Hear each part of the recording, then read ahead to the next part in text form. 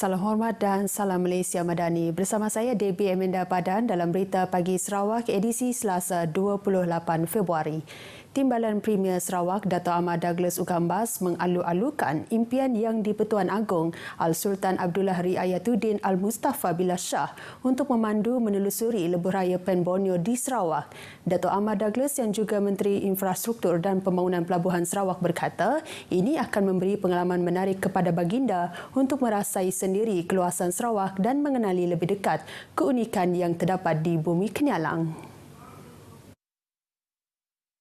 That will give him a good impression, or at least on the spot impression of how large Sarawak are, how difficult Sarawak are, and then at least finally we have one road that is cutting across Pen Borneo, and that will give him the opportunity to have overview of the situation, our economy, our people, our culture, and our environment in Sarawak, where we are indeed very, very appreciative of his intention to drive through the Pen Borneo.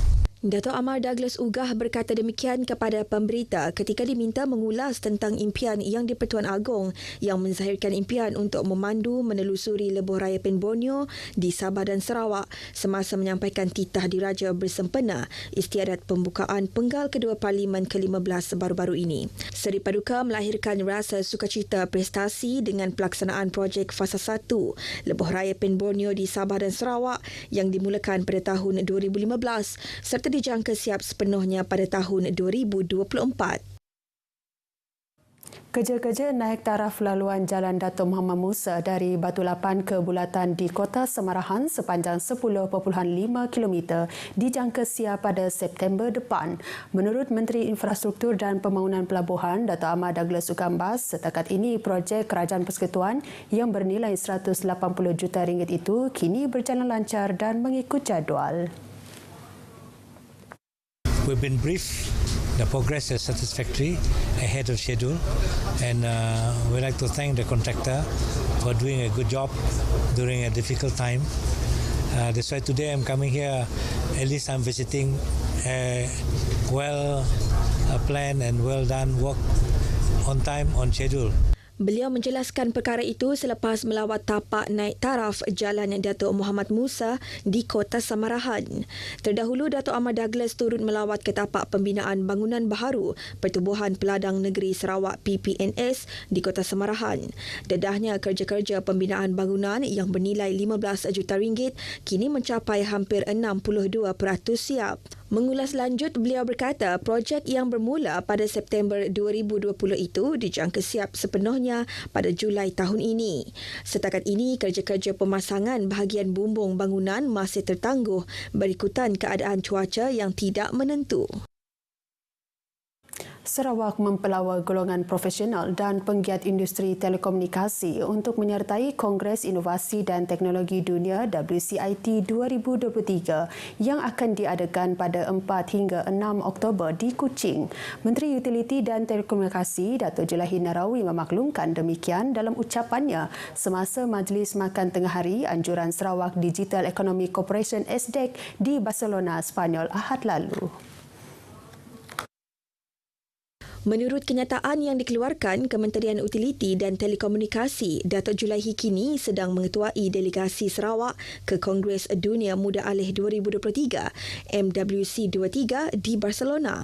Semasa berucap, beliau turut mengetengahkan perjalanan pendigitalan Sarawak dan bagaimana Sarawak menerima transformasi digital dengan mengutamakan kelestarian.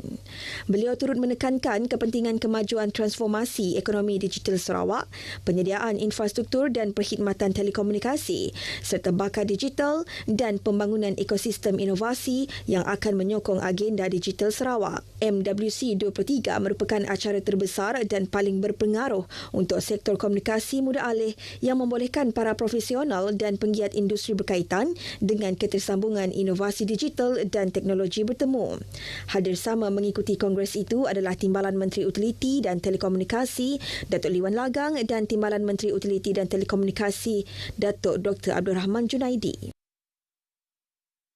Lembaga Pengurusan Rumah-Rumah Ibadat yang menerima peruntukan daripada Unit Hal Ehwal Agama-Agama Lain UNIFOR dinasihati menggunakan dana tersebut untuk melaksanakan kerja yang telah dinyatakan dalam surat permohonan.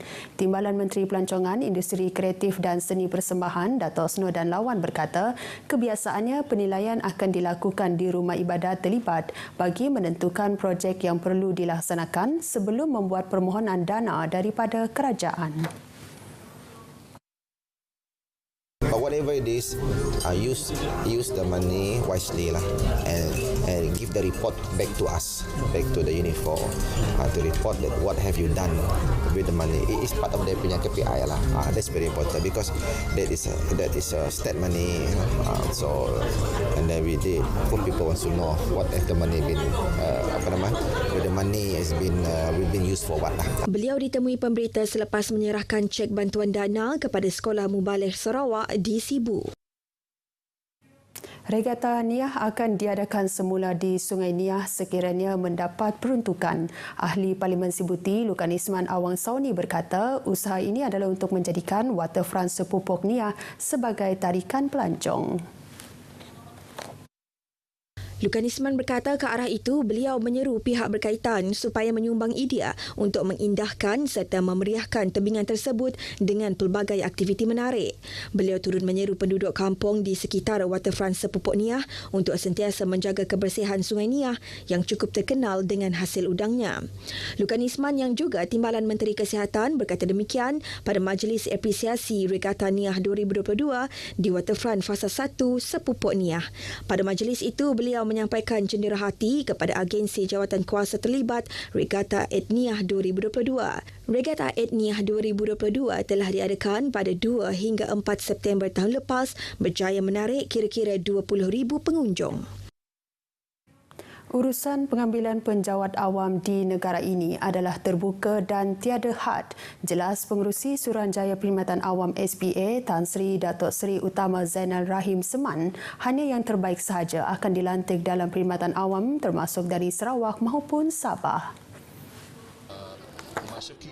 Tan Sri Datuk Seri Utama Zainal memberitahu dalam proses temuduga di Sarawak dan Sabah, SPA mempunyai wakil dari kedua-dua negeri untuk mengelola proses tersebut memandangkan mereka lebih arif tentang selok-belok dan urusan negeri masing-masing. Beliau yakin menerusi kaedah yang lebih terbuka, lebih ramai rakyat dari Sarawak dan Sabah berminat untuk berkhidmat dalam sektor awam. Beliau berkata demikian kepada pemberita selepas merasmikan Pusat Temuduga Kuching dan Miri bertempat di Pusat Transformasi Bandar Kuching. Mengulas tentang Pusat Temuduga itu, Tan Sri Datuk Seri Utama Zainal berkata ia merupakan salah satu langkah penaik tarafan SPA dalam menyediakan kemudahan kepada mereka yang berminat memohon dalam sektor awam. Menerusi penambahbaikan itu, permohonan kini kebanyakannya dilaksanakan secara dalam talian termasuk peperiksaan dan juga proses temuduga, terutamanya mereka di pedalaman yang mempunyai masalah pengangkutan ke pusat temuduga. Sementara itu ditanya tentang kunjungan hormat dengan Premier Sarawak Datuk Patinggi Tan Sri Abang Johari Tun Openg, beliau berkata akan berkongsi pengalaman SPA Persekutuan dalam mentadbir urus sumber manusia. Beliau juga berminat untuk mendengar pendapat dan pandangan Premier berkaitan sektor awam yang boleh dijadikan panduan untuk memperkasakan lagi perkhidmatan awam. Sarawak terus merekodkan penurunan kes baharu COVID-19 pada Minggu Epidemiologi ME ke-8 dengan 51 kes berbanding 64 pada minggu sebelumnya. Jawatan Kuasa Pengurusan Bencana Negeri dalam kenyataan media mingguan yang memaklumkan daripada jumlah berkenaan, 48 adalah kategori klinikal 1 dan 2. Manakala 3 kes merupakan kategori klinikal 3, 4 dan 5, JPBN berkata Kuching masih merupakan daerah yang merekodkan bilangan kes tertinggi pada ME berkenaan iaitu 28. Ini diikuti Miri, Bintulu dan Serian dengan 4 kes masing-masingnya, manakala 3 kes dilaporkan di Asajaya dan 2 kes di Bau. 1 kes pula masing-masingnya dilaporkan di Sibu, Semarahan, Tebedu, Kapit, Lubuk Antu dan Tatau. Selain daripada itu, tiada ada kes kematian dilaporkan. Ini menjadikan jumlah kumulatif kes COVID-19 di Sarawak setakat ini ialah 324,581. Dalam usaha meningkatkan kesedaran kepentingan dalam menjaga kesihatan, Kementerian Kesihatan Malaysia KKM dengan kerjasama Pusat Khidmat Dewan Undangan Negeri Dun Tanjung Batu akan menganjurkan program Jelajah Sihat Sarawakku. Program tersebut diadakan sehingga 4 Mac ini di beberapa lokasi di Bintulu. Menurut Adun Tanjung Batu, Johnny Pang Leong Ming, program saringan kesihatan ini merupakan inisiatif untuk meningkatkan kesedaran serta pengetahuan orang awam, terutamanya golongan B40 terhadap kepentingan kesihatan diri. Beliau dalam satu kenyataan berkata pelbagai saringan kesihatan percuma disediakan seperti ujian darah, kencing, komposisi badan dan indeks jisim tubuh BMI serta pemeriksaan fizikal. Antara lokasi program jelajah tersebut adalah di Dewan Muktamar Kampung Jabai, Dewan Serbaguna Kampung Asyakirin Fasa 1, Dewan Serbaguna Persatuan Hokkien Bintulu, Dewan Serbaguna Kampung Asyakirin Fasa 3, Pusat Beli Belah The Spring dan Dewan Serbaguna Kampung Asyakirin Fasa 2. Orang awam yang berminat untuk menjalani saringan kesihatan ini hanya perlu mengemukakan kad pengenalan diri. Baik, paparan itu tadi mengakhiri berita pagi Sarawak edisi Selasa 28 Februari. Dapatkan perkembangan sahih sepanjang masa melalui portal berita.rtm.gov.my. Salam hormat dan salam Malaysia Madani.